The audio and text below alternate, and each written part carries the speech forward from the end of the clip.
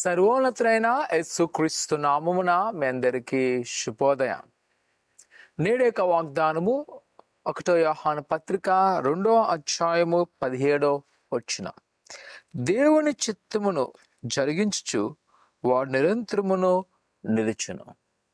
ప్రియ సహోదరి సహోదరులారా, మన ఆత్మీయ జీవితంలో తుదు గమ్యము దేవుని యొక్క రాజ్యము.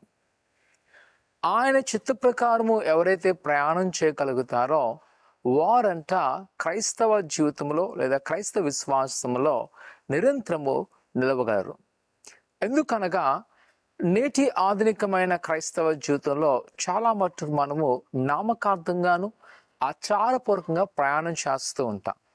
మనము మన దేవుని ఆరాధించట్లో కేవలము అద్భుతమైన కార్యములు, ఆశ్చర్యమైన కార్యాల కొరకు లేదా ఈ లోకపరమైన వాటి కొరకు మాత్రమే యోచన కలుగుంటాం. కానీ ప్రియ కుమార్తె, దేవుని యొక్క వాక్యం చెప్తుంది ఇక్కడ చూసినట్లయితే, దేవుని చిత్తము జరిగించు నిరంతరం నిలుచును.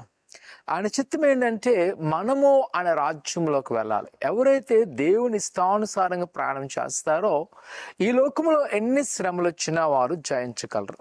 కావున నేటి దినాన నువ్వు నిలబడాలి అంటే దేవుని చిత్తాన్ని వెరుగు. దేవుని చిత్తం నీ పట్ల ఏదైతే ఉన్నదో నువ్వు తెలుసుకో, దాని ప్రకారం ప్రయాణం చేయి. ప్రార్థన చేసుకుందాం. పరిశుద్ధుడా, ఘనమైన దేవా, నీ కొందాలు నీ నూతన కార్యములతో నింపండి, బలపరచండి, ఆశీర్వదించండి, ఫలపరచండి. ఇదిగో ప్రభా, ఈ దినమునైనా నీ బిడ్డలు ఏదైతే ఉదయకాల సమయంలో నీ చిత్తానుసారంగా అడుగులు వేస్తుండగా వారు మీరు తోడేయండి, నడిపించి, బలపరిచి నీ కృపలో భద్రపరచుకోమని యేసు నామమున అడుగుతున్నాం తండ్రి, ఆమేన్. ఆయన చిత్తాన్ని లోబడి వెళ్ళండి. దేవుడు మిమ్మల్ని దీవించును గాక.